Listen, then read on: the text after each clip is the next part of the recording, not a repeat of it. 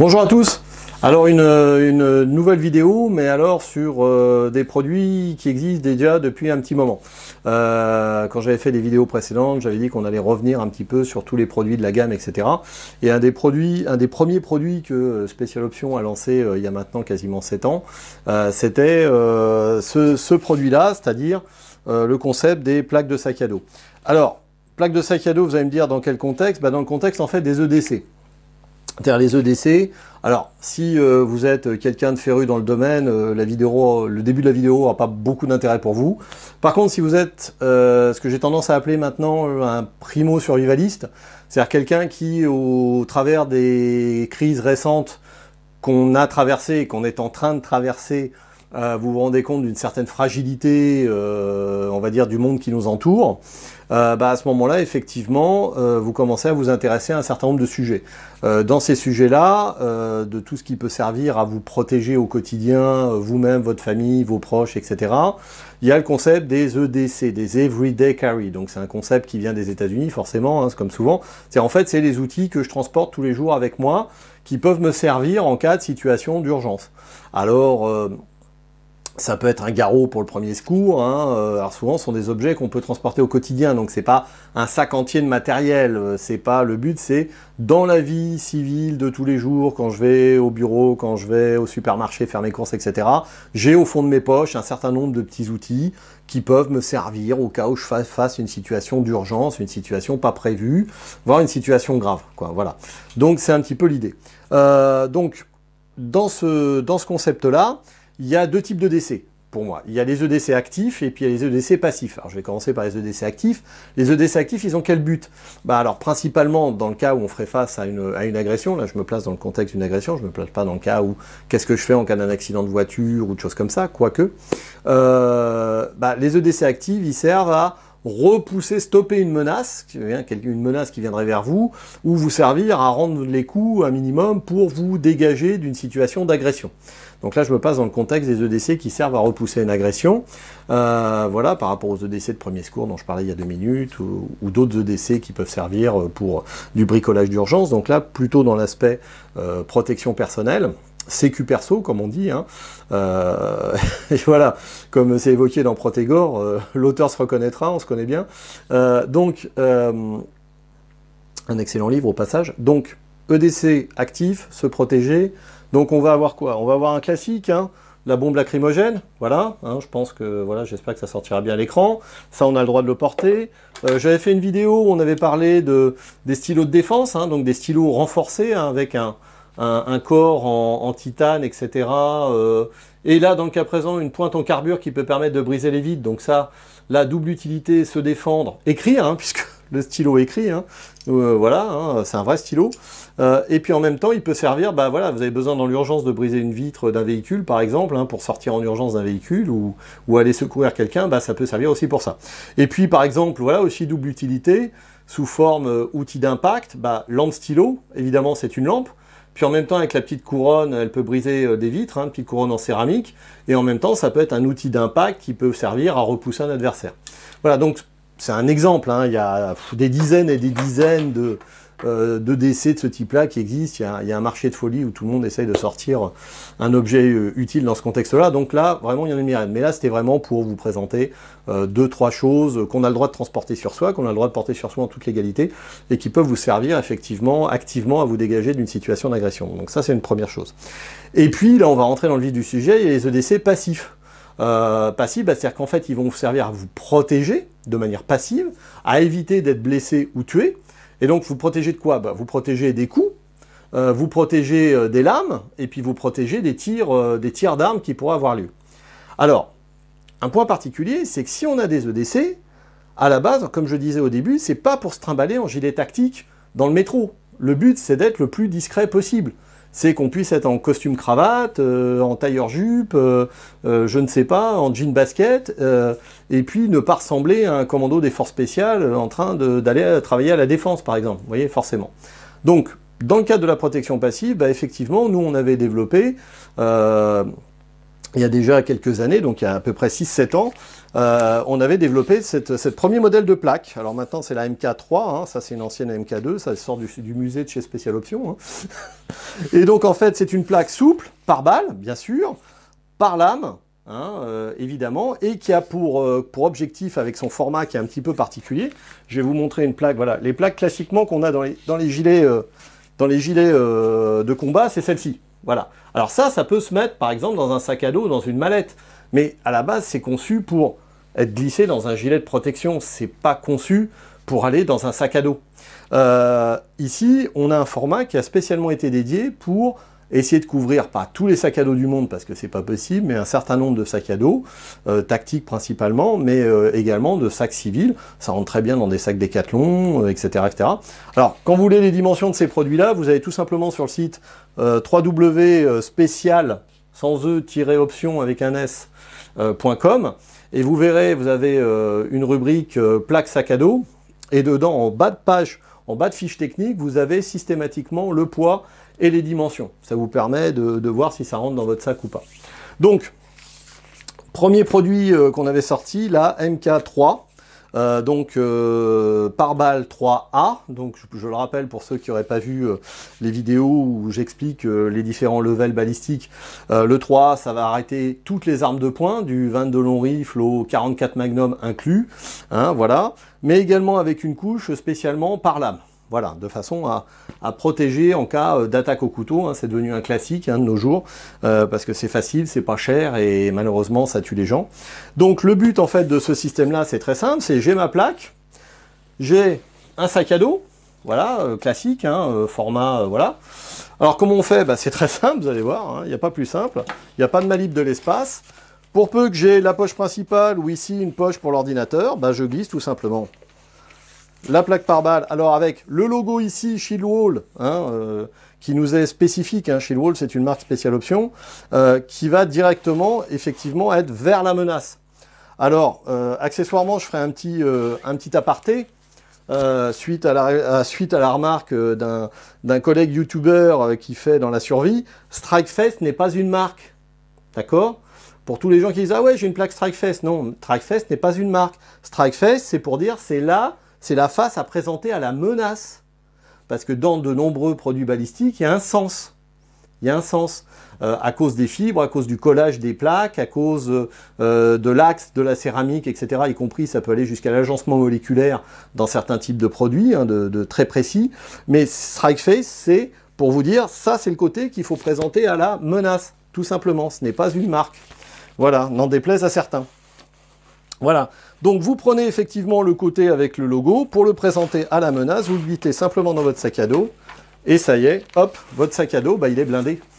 Voilà, il va pouvoir vous protéger. Alors évidemment, il va vous protéger quand vous le portez dans le dos, mais il peut aussi vous protéger parce que vous pouvez opposer le sac à dos, si vous avez le temps de voir la menace, vous pouvez opposer le sac à dos éventuellement à l'assaillant. Voilà, donc c'était le but. Alors, évidemment, on a fait une version plaque souple, comme je le disais, qui va arrêter effectivement tout ce qui va être arme de poing. On a sa grande sœur, la MK47. MK47, pour faire référence à l'AK47, donc on a créé, parce qu'effectivement, la première réflexion que beaucoup de gens nous ont dit, oui, celle-là, elle est très bien, elle est très légère, elle est très souple, elle est très fine, mais par contre, elle n'arrête pas le calibre 12, elle n'arrête pas justement la AK47. Donc on a sorti effectivement la MK47, alors qui est un peu plus épaisse, forcément. Celle-là, c'est la mienne perso, avec le logo, effectivement, qui vous montre bien anti-AK-47, anti-couteau, anti-arme de poing, et qui, elle, est capable, effectivement, de stopper les tirs de 7,62 Kalachnikov, de calibre 12 et des calibres apparentés en termes de puissance, qui a exactement le même format, donc qui va pouvoir rentrer dans les mêmes sacs, par contre qui est effectivement un petit peu plus lourde, qui ont quasiment double le poids, voilà, qui permet d'avoir, et qui a une structure rigide. Alors ça c'est intéressant, surtout pour les attaques à coups de hache, à coups de sabre, à coups de machette, etc. Parce que là, la structure, voire de batte de baseball, parce que la structure est vraiment, voilà, je sais pas si ça sent, voilà, mais vraiment rigide. Donc, on peut pas la plier. C'est full polyéthylène. Donc, on a ici un rapport poids-efficacité qui est super intéressant. Donc même formule que l'autre. Donc après on choisit, bah, ok, moi je privilégie la dissimulation, la légèreté, soit je privilégie le level de protection, et donc le produit est disponible dans les deux versions en fait, tout simplement. Alors ensuite, évidemment tout le monde n'a pas un sac à dos, il y a pas mal de gens qui ont une mallette d'ordinateur, hein, tout simplement. Donc qu'est-ce qu'on a fait? Bah, on a sorti la Citizen. La Citizen, qui en fait est exactement la même disposition, sauf qu'elle est cette fois-ci rectangulaire, à peu près le format d'un gros classeur A4, pour le but étant, bah, même principe, hein, hop, on la glisse dans sa mallette d'ordinateur, vous voyez, ça colle, hop, et effectivement, j'ai effectivement un outil de protection, voilà, directement à l'intérieur de mon bagage, totalement discret, et qui permet effectivement d'être protégé balistiquement. Et dans le cas présent, on n'est pas sur une mallette balistique, c'est une mallette qui a été conçue dès le départ pour recevoir des inserts balistiques spéciaux, etc. C'est pas non plus la mallette des gardes du corps qui se déploie, mais c'est un moyen de transformer n'importe quelle petite mallette ou sac à dos d'enfant, etc. Voilà, en un système de protection balistique. Et puis qui est modulaire, puisqu'on le met ou on le met pas. Ça, c'est vous qui voyez si vous vous en équipez ou si vous vous en équipez pas. Voilà. Alors, la Citizen, pour l'instant, existe en 3A, pareil, même principe que la MK3. Elle sera bientôt disponible également en version Citizen 47. Hein, ça fait plusieurs années qu'on y travaille, mais en fait, c'était un manque de temps. Et qui aura exactement les mêmes caractéristiques que la MK47 ce coup-ci, c'est-à-dire ça sera une plaque 3A, classe 3, pardon, je vais y arriver, anti-AK-47, anti-calibre 12, et qui aura exactement le même format, donc encore une fois, ce sera rigide et plus épais, mais on atteindra un level de protection supérieur pour ceux qui le décident. Voilà, qui le veulent. Donc ça, c'est l'essentiel. Et après, on a les sacs de grande taille. C'est-à-dire là, plus, on va quitter le monde du sac discret, on va passer sur le monde du sac plus militaire. Alors ceux qui sont militaires français reconnaîtront le nouveau modèle de sac à dos, enfin nouveau modèle, hein, c'est pas un nouveau modèle, ça fait déjà plusieurs années qu'il est en dotation, mais qui équipe maintenant pas mal de forces françaises. Donc sur ces sacs de type 45 litres, on a une demande, effectivement, donc on a pareil développé deux produits. Alors le premier, je vous le montrerai pas, c'est ici, c'est le même type de plaque souple que la Shieldwall ou la MK2, mais glissé à l'intérieur d'un insert ici couvert de môle, sur lequel vous pouvez venir greffer vos poches pour créer un insert de sac à dos hein, qu'on met dans la poche principale et qui permet effectivement d'avoir éventuellement un pack dédié à certaines missions, alors pack entièrement médical, pack munitions, enfin là c'est vous qui voyez ce que vous faites avec ça, mais vous pouvez en avoir 1, 2, 3 et vous pouvez comme ça configurer votre sac comme vous voulez. Donc évidemment beaucoup plus grand que format complètement différent, beaucoup plus grand, beaucoup plus large, voilà, destiné à rentrer spécifiquement dans ces inserts destinés au sac à dos. Mais là aussi on est en souple et donc on est limité aux 3. Alors vous allez me dire, bah oui, mais dans les contextes dans lesquels les gens sont tenus d'intervenir, au Mali par exemple en ce moment, bah la menace, c'est pas, ça peut être l'arme de poing, mais c'est pas spécialement l'arme de poing. C'est les IED, hein, et puis c'est surtout effectivement à nouveau les fusils Kalachnikov, qui est une des armes quand même les plus répandues au monde. Alors dans ce cas-là, bah, effectivement, on a fait évoluer le produit, et on a produit effectivement cette plaque-là, alors volontairement avec des bords biseautés de très grande surface, et qui elle est faite pour s'insérer effectivement directement et couvrir l'intégralité de la surface de l'arrière du sac à dos. Voilà, ici, je ne sais pas si ça se verra. Alors je vais essayer de vous l'insérer, ça ne se verra pas forcément à l'écran. Mais hop!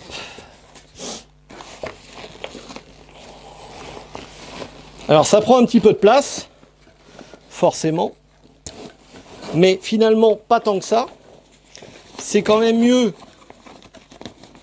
que de mettre simplement une petite plaque, voilà. Je ne sais pas si on voit bien, mais ça couvre l'intégralité de la surface du sac à dos. C'est relativement fin, donc à partir de ce moment-là, on n'est pas spécialement embêté. Ça ne mange pas trop de capacité de transport de matériel. Forcément, ça alourdit un petit peu plus le sac, c'est évident. Mais le but, encore une fois, c'est d'offrir que l'intégralité de la structure du sac et du dos soit protégée contre des tirs directs d'armes d'épaule. Donc on a également développer celle-ci, qui est sur le site, et ou qui va être bientôt sur le site en tout cas, et qui permet d'équiper spécialement le sac à dos réglementaire français, mais qui peut aussi aller dans n'importe quel sac à dos de format 45 litres, genre Roche 72 de chez 5.11, etc., etc. Là aussi, il y a les dimensions sur la fiche technique, hein. Vous regardez, puis vous voyez, on a fait les bords biseautés spécifiquement pour une insertion rapide. Voilà, je reviens dessus, petit détail technique, hein. Mais encore une fois, au lieu de faire des bords pointus qui peuvent abîmer le sac, ben on a fait des bords biseautés pour que ce soit facile. Et puis toujours, dans le cas présent sur celle-ci, un liner de protection en peinture caoutchoutée, qui permet effectivement d'assurer une bonne protection du matériau, même si à l'intérieur c'est du polyéthylène balistique, et donc ça ne craint ni l'eau, ça craint absolument pas l'humidité, hein, voilà. Donc là, on est sur un produit qui est totalement protégé et qui peut aller sur des conditions extrêmes sans aucun problème. Voilà. Donc, on va donc de la plaque 72 pour les sacs de 45 litres de sacs 3 jours, en passant par les sacs qui peuvent s'insérer dans des inserts multifonctions, en passant par ici des modèles beaucoup plus destinés, encore une fois, aux sacs de tous les jours. Voilà. Donc avec ça, avec les plaques Shieldwound, on a la possibilité de couvrir effectivement une large gamme de bagages, en fait, pour pouvoir, comme ça, blinder, entre guillemets, des bagages civils qui ne sont pas prévus pour ça, plutôt que d'avoir un sac dédié qui serait très spécifique, mais qui du coup correspondrait pas forcément au désirata ou à l'utilité de tout le monde. Là, chacun peut voir, choisir un sac éventuellement, comme je disais tout à l'heure, Decathlon ou ce qu'on veut, ou Eastpak ou je ne sais quoi, et puis glisser son insert balistique dedans. Et puis comme ça, ni vu ni connu, on est entre guillemets balistiquement protégé ou protégé contre les attaques, y compris, donc comme je disais tout à l'heure, couteau, cutter et autres. Voilà. Donc ça, c'est des solutions qui permettent toujours d'être protégé tout en étant très discret, et surtout dans un environnement urbain, avec à la fois une légèreté, parce qu'on a toujours essayé d'avoir un produit relativement léger pour que ça puisse être porté au quotidien. Et au jour d'aujourd'hui, on a vendu plusieurs centaines de chaque type de plaque, et à ce jour, on a quand même que des retours positifs sur le produit et sur son efficacité. Voilà. Donc j'espère que ça vous aura éclairé un petit peu sur les possibilités de protection passive dans le cadre des EDC, hein, c'était le but. Et puis n'hésitez pas, si vous avez besoin, vous pouvez toujours nous contacter via la messagerie du site Spécial Options si vous avez une question en particulier à nous poser.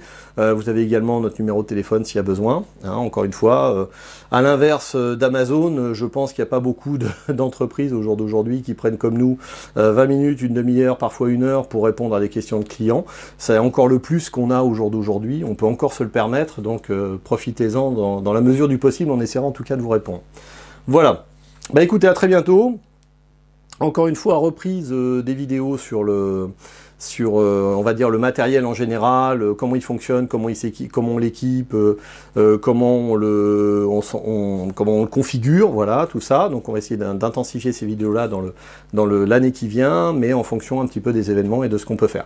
N'hésitez pas à partager la vidéo, n'hésitez pas à la liker, n'hésitez pas à la faire connaître, hein. Au contraire, c'est toujours un plus pour nous. Et puis je vous dis à très bientôt. Voilà. Bon, je fais un test. Bah voilà, test. Oh la gueule. Oh la gueule les mecs. Oh les gars. Oh les bras cassés, je te jure. Impressionnant. Le matos se révolte. Le matos se révolte, voilà. On est dans la merde chez Spécial Options. Bon. Ok, bah coupe et puis on va voir si ça marche.